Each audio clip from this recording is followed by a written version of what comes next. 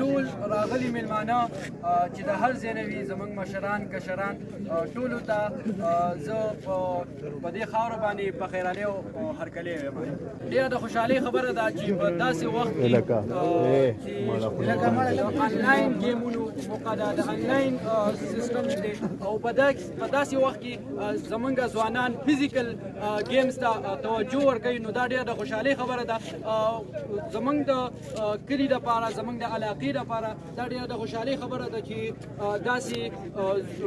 ځوانان چې دی هغه په داسې فزیکل ګیمز کې حصه اخلي. زه اپریشیټ کوم داسې ځوانان او د دې ارګنایزر چې کوم دي لیاقت چې د سعودي مسافر هم دی په چوټۍ باندې راغلی دی. دا مسافر چې دی دا زموږ د دې قوم د زموږ د دې ملک هغه سرمایه ده، ځکه چې دوی هلته په بهر باندې مزدوري کوي، د دې ملک په اکانومي کې د دې ملک په ترقۍ کې خپل رول ادا کوي او بیا چې دلته کلي ته راشي نو داسې ایونټس کوي، داسې ټورنمنټ جوړوي، نو دوی چې څومره اپریشیټ شي، د دوی چې څومره تعریف وشي، نو زه وایم چې دا به ډېره کمه وي. کوم ټیم چې وینر و، کوم چې ګټه حاصله کړه، د هغو ته زه د خپل طرفه ډېره مبارکي وایم او انشاءالله داسې ایونټس به روان وي، داسې ایونټس به موږ دا یو د مینې او د ورورولۍ پیغام دی موږ دنیا ته ورکوو. دا د یو امن پیغام دی چې موږ د دې دنیا ته ورکوو چې موږ پښتانه یو امن پسند خلک یو. زموږ پښتنو کې د ټیلنټ هیڅ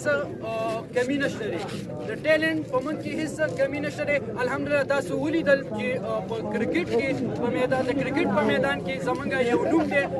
شاهد افریدي به موږ واخلو، داسې رضوان به موږ واخلو، ډېر داسې زموږ مشران دي زموږ کرکټر دي چې دا پښتانه دي او د دې قوم نه دې ملک له ډېر څه ورکړي دي. جاوید دپاره زه یو امپایر دی او هغه یو په دې ټول کرکټ کې په دې ټول ټورنمنټ کې هغه یو ښه رول ادا کړو. څه مسله چې برابرې وه هغه حل کړې ده، د هغه دپاره زه د خپل طرفه 500 روپۍ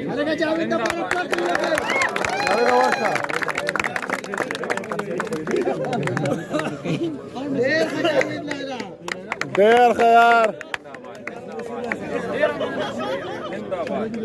وحید او عمر خان چې تاسو ته د خپلو خیالات